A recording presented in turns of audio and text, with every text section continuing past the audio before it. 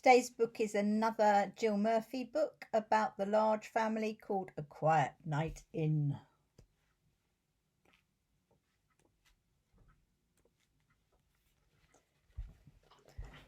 I want you all in bed early tonight, said Mrs. Large. It's Daddy's birthday and we're going to have a quiet night in.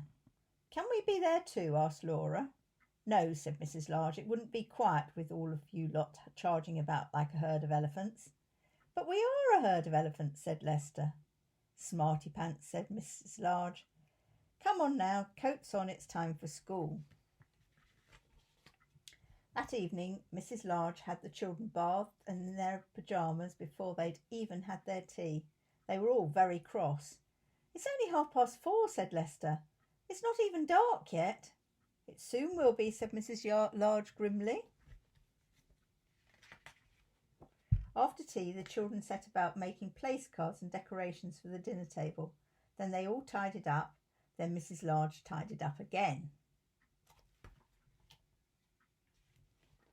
Mr. Large arrived home looking very tired. We're all going to bed, said Lester. So you can be quiet, said Laura. Without us, said Luke. Shh, said the baby. Happy birthday, said Mrs. Large. Come and see the table. Mr. Large sank heavily onto the sofa. It's lovely, dear, he said, but do you think we could have our dinner on trays in front of the TV? I'm feeling a bit tired. Of course, said Mrs. Large, it's your birthday. You can have whatever you want. We'll help, said Luke.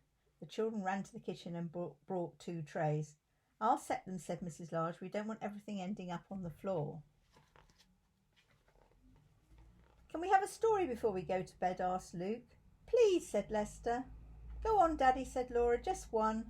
Story, said the baby. Oh, all right, said Mr. Large. Just one then. Lester chose a book and they all cuddled up on the sofa.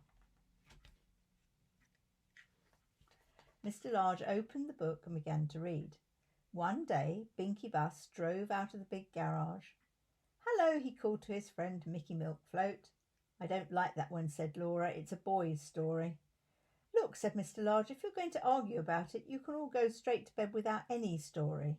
So they sat and listened while Mr. Large read to them. After a while, he stopped. Go on, Daddy, said Luke. What happened after he bumped into Danny Dustcart? Did they have a fight? Asked Lester. Look, said Laura. Daddy's asleep. Shh, said the baby. Mrs. Large laughed. Poor Daddy, she said. Never mind, we'll let him snooze a bit longer while I take you all up to bed. Will you finish the story, Mum? Asked Lester.